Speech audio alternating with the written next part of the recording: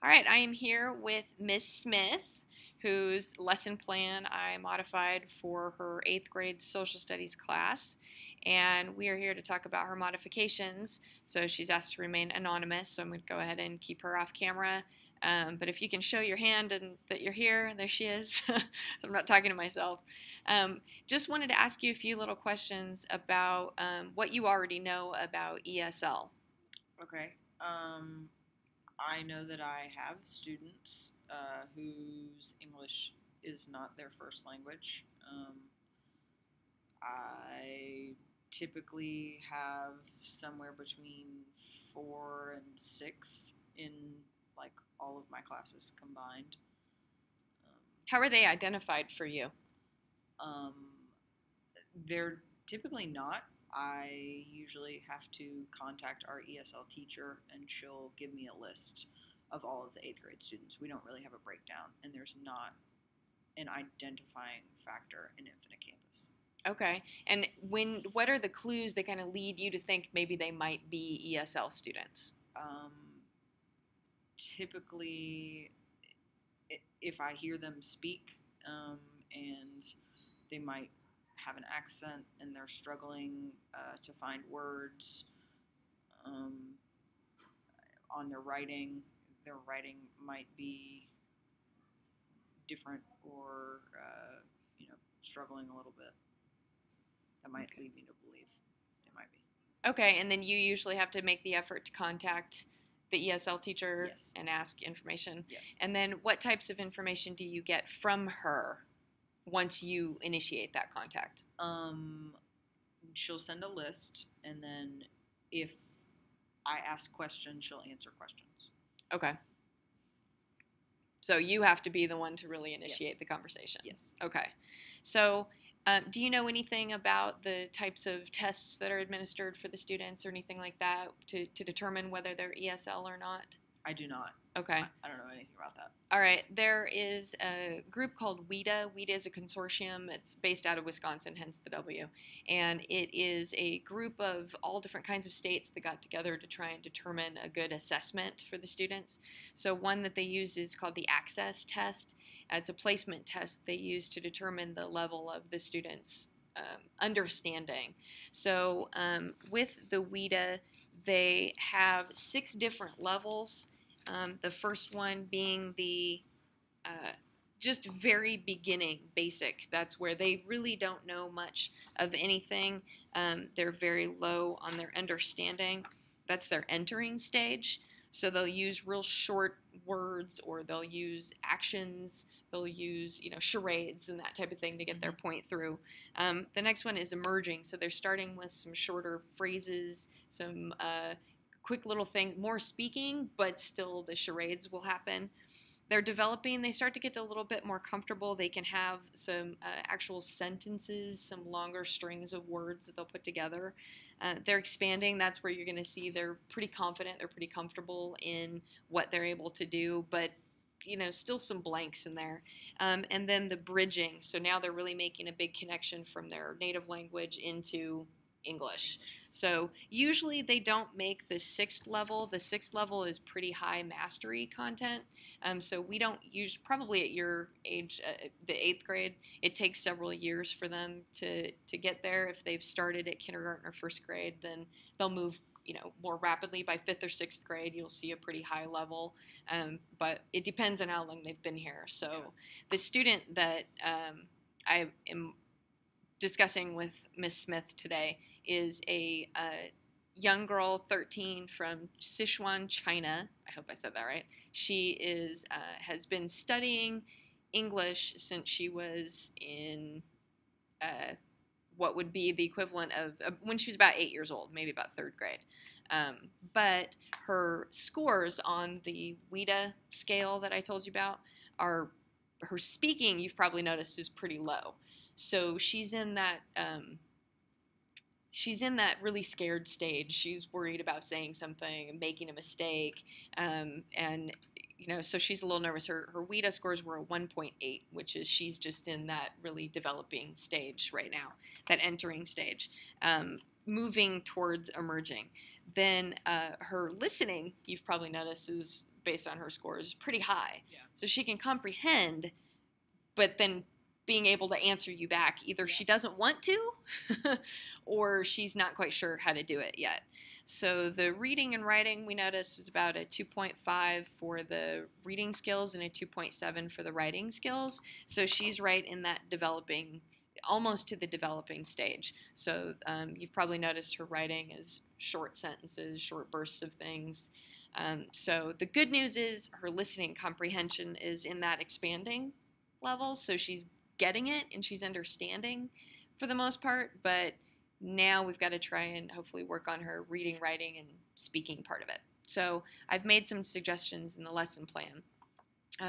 The lesson plan is on women in the American Revolution.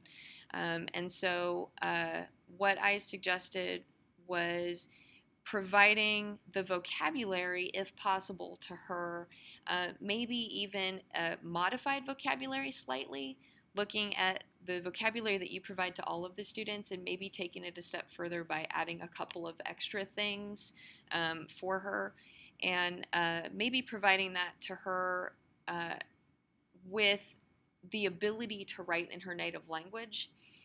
The one thing about students from China, which is different than some other ESL students that we have, is they have, some of them have a very strong academic base. They've already been in school before.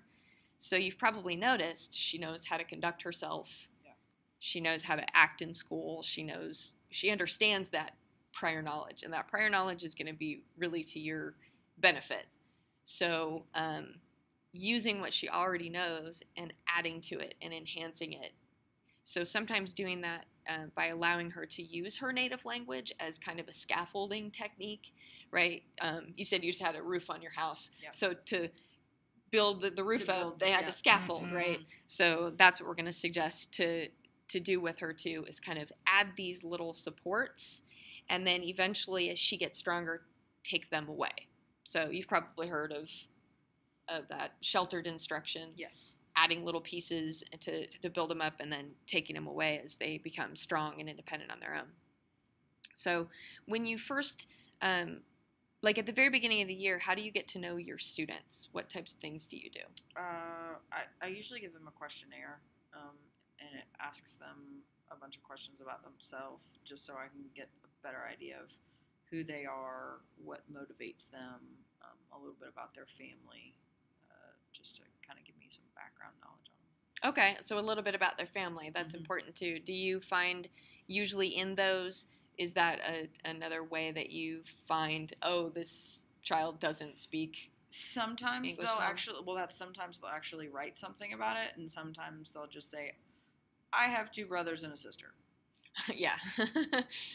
It depends on what they're willing to give to you. So, sometimes I actually get a lot from it, and sometimes I don't. Which that tells me something. Yeah, exactly. So yeah. Okay, so my suggestion was to start out with a vocabulary, maybe add to the vocabulary you're going to give to the students, maybe give a little bit of additional vocabulary to her as that scaffolding technique, and allowing her, maybe she can get that a little bit earlier so she can take that home. You told me she has a computer at home, and her aunt and uncle speak English, so they might be able to help her. And are they willing to do so? Yes. With that? Okay. So that's helpful. So they can take that home and work on that. I would suggest, too, letting her write notes or write her vocabulary in Chinese, in Mandarin, and then maybe searching for images that would use to support that, so she can see the visual and also see the word in her own native language, and then turn that into the English so she can make those connections. So I know that you have a video that you show, just a quick video about women's involvement in the revolution. So another suggestion could be that if you can provide the video to her ahead of time, and maybe using the Cornell notes or using her own note-taking system, she could take notes on that, just, questions she might have. And again, she could do that in Chinese, she could do that in Mandarin, and then maybe as you all watch the video together, she's transferring that information for what she already saw in the video to what you guys are discussing in class to what she sees in Mandarin to her own, processing information. So one thing that I had as a suggestion for you was this thing called a circle map. And the circle map is something that all the students could use any of these. It's not ESL specific, but little scaffolding techniques that anybody could use. But the circle map is designed to define in context. So I'm sure that as a child from China, she might be familiar with revolution. She might be familiar with conflict. Yeah. And so what I would suggest is, if possible, because you have the one computer in the classroom the kids can use, is allowing her, maybe providing this as a template electronically, and I can give that to you, where she can define in context revolution, and then she can find images, she can find pictures associated to what she understands. So this outer box would be as China, as what she knows about her own government and about her own revolutions and that type of thing. So revolution would go in the center. Out here would be all the images. And as she's finding those images, then you can help her, or a partner in class. I know you said that you have a very capable student named AJ that's in your class. AJ could help her to take those images and put them into English. Okay. So she can relate those together. Also, she could write in Chinese, and so she's learning those skills of transferring from one language to the other. We don't want her to get too dependent in doing everything in Chinese and then switching it to English. So it's just one of those scaffolding techniques that eventually will be able to take the pictures away. We'll be able to take the Chinese away, and we'll be able to have just the English words. Okay? So this is something that she could do at the very beginning to define revolution in her own context, so she kind of understands it. So any of the ESL kids could do that too. Any of the kids could do that. What's their understanding? She would just be doing maybe images instead of doing the words, where the kids are doing the words. Okay. So after talking about that, what prior knowledge do you guys already have? What do you already know about it? Maybe pick something she feels really confident about that she could present to the class. Ask her about it and say, oh, what's this? Tell me about it. I want you to share that with the class. Yeah. And then she's practicing that speaking ability of getting up there and saying, but she feels confident about it because she's practiced it. She's comfortable with it. Okay. So after the defining in context and talking about revolution, then the class watches the video as a whole and discusses the different accomplishments that the women have made. Okay, so before starting the actual lesson plan, I know that it's really important for you to have really defined objectives. And as teachers, we usually tend to do content objectives. One thing that you can add for everyone is a language objective. So it's a little cross-interdisciplinary lesson plan. So the language objectives can be something really specific, like making sure that there's a compare and contrast. The content objectives will be listing important women, listing the accomplishments, why it's important that these women made these changes. But the language objectives may be something like compare and contrast the accomplishments of the women, using ordinal numbers, so the kids are learning that, first, second, third, things like that. So the circle map can be used to define her understanding of the revolution, of what that means. She's watched the video at home and she can take her own notes. And then you guys can discuss that in class. One thing that I suggest is heterogeneous grouping. And your tables are set up that way, where you can have kids partner, or you can have kids, these two tables can come together. And with the heterogeneous grouping, putting her with someone that who is a more capable peer in English. So dividing them up, okay, count off 1, 2, 3, and 4. And then each person in the group has a role they have to provide. So person number 1, you're going to start out, and you're going to give your impression as they took notes on the video. And since MC has already seen it at home and taken her notes on it, it's probably something she feels a little bit more comfortable and confident in. So she can share, okay, person number one, you share. Maybe it's that more capable peer. You've purposely made sure she's not the number one to present. Maybe she's number 2 or 3. So somebody's gone ahead of her. And then she can share what she got out of the situation, out of the video. So that might might help cut down on her anxiety. When it's a smaller group, she might feel a little bit more comfortable with, I don't mind sharing with you. I say something, it sounds funny.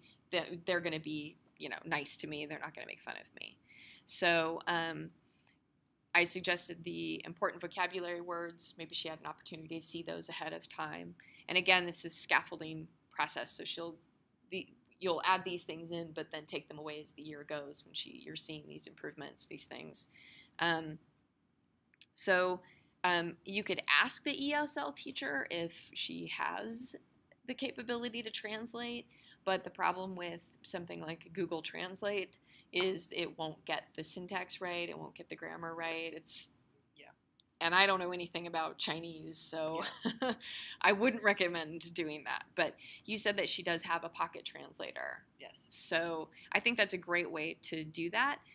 So as she's supporting herself with the pictures, then with the words and with the Chinese, then she's building up her vocabulary and becoming more and more confident. And the translator, not to become a crutch, but again, as a scaffolding technique. So after she's kind of gotten the vocabulary and all these things you guys have discussed together as a class, obviously, she's going to partner up with AJ, the one you said that she works with quite a bit. So AJ is going to help her with the reading part of it. So a really great way for students to learn the language is hearing modeling of the language. So I would suggest that AJ can read the first part of the reading that you gave me. He can go ahead and read. Thank you. Have him read slowly and enunciate clearly, but not loud. Not we don't need to go louder. We don't need to. Do you get? He wants to read fluidly and have her follow along. What I would make a suggestion is that before they do the reading together, maybe you could provide her a copy of the reading and possibly highlight the really important information. Some students have a tendency, as you've noticed, that I'm going to highlight everything because I don't know what's important. Yeah. So I'm going to highlight everything. So maybe highlight just a few things that you think are really important for her to concentrate on. And then as they're reading together, she's already seen it. So maybe she's already practiced it. But she's hearing AJ model it and read it for her. And then they can, after each paragraph, kind of discuss, okay, what did you understand? What was a word you didn't get? Or something like that. They can kind of discuss these things together. And AJ can help if needed. And I know you circulate around the room and help out with them. So that's good. You're there for clarification if they really can't answer it on their own. And then they switch roles. So then she goes ahead and she reads. And then AJ can help her with that pronunciation part of it. Well, it's like this and being very helpful and helping out with the pronunciation. While they're reading, what they can do is they can document the things that the women have done, their accomplishments on this tree map. So up here it would be women in the American Revolution. And then it can go on. You can make this go on as long as you want to. And then each box might represent one of the women, and then you would just add on more boxes to say what they accomplished or what they did. So you can also do it where it's landscape if you wanted to change it. Mm-hmm. So with the tree map, then they're classifying the things and keeping track. And again, if she needs to, she can supplement by using Chinese characters. She can add those types of things in because she can go back to use that as a study tool for when the test is coming up. So After the tree map, then they can use what's called a flow map. And the flow map is just a really easy, simple way to keep track of the flow of chronological events. Yeah. So, she can add to this, and again, she can do that. She can add images to it if need be, the images along with the Chinese characters, along with the English words, and then this will be a great study tool for her to go back. There's a lot of complicated stuff that happened in the American Revolution. Yeah. So, this might be a really easy way to help keep track of it, and then she can follow the arrows as to what happened afterwards.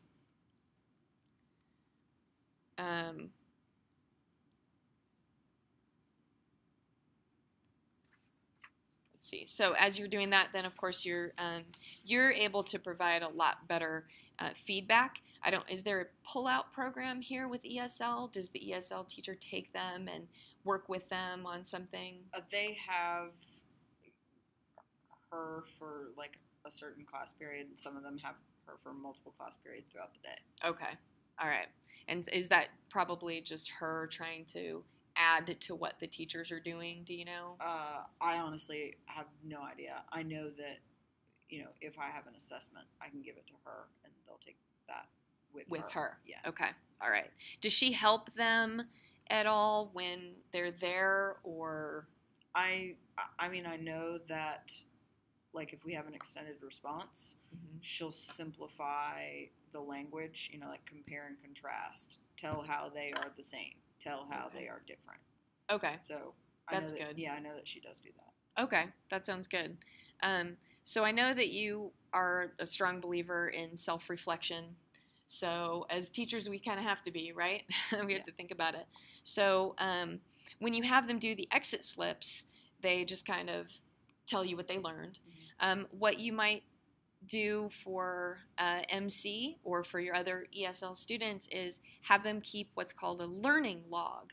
And so the learning log is just not like, this is what we did today, and here I give it to you. It's actually more of a journal that they keep on their own, and it becomes more of that metacognitive level where I'm thinking about my thinking. So they take it to a step of here is what I learned, here's how I learned it. This, then they're actually doing their own self-reflection, and they're having to think about what they learned, how they learned it, and so then they become thinking about their thinking. So that might be something that you could consider for those ESL students. Okay. So the summative exam, you said, usually included maybe some multiple choice questions and some open-ended questions. So I really like that the ESL teacher does simplify that, because that was going to be one of my suggestions for you, is that you had mentioned that maybe there's 4 multiple choice items. You cut them down to two options. Two options. So we don't want to oversimplify too much with the ESL students, because a lot of students do have that prior academic knowledge. So we want to keep them, we want to level the playing field, but not oversimplify. So what I might suggest is maybe using, like your ESL teacher does, simplifying the language a little bit where possible.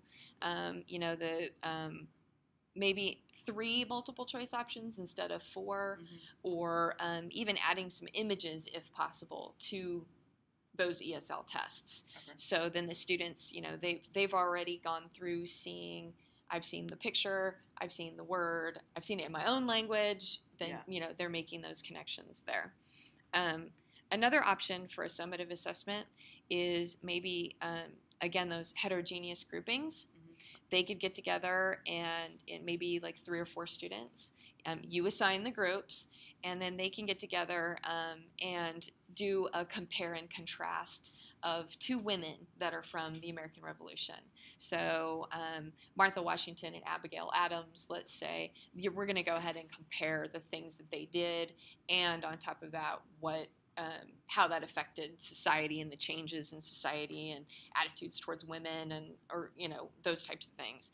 So with this, the kids could create a PowerPoint.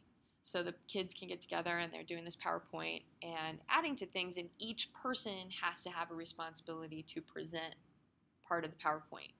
So that's where you, as a facilitator, step in and say, okay, well, which part are you going to do, MC? Yeah. And then, she takes responsibility for that, feels confident about that, and then she's practicing those speaking skills and those presentational skills, saying, then she's going to feel more confident about it instead. So I think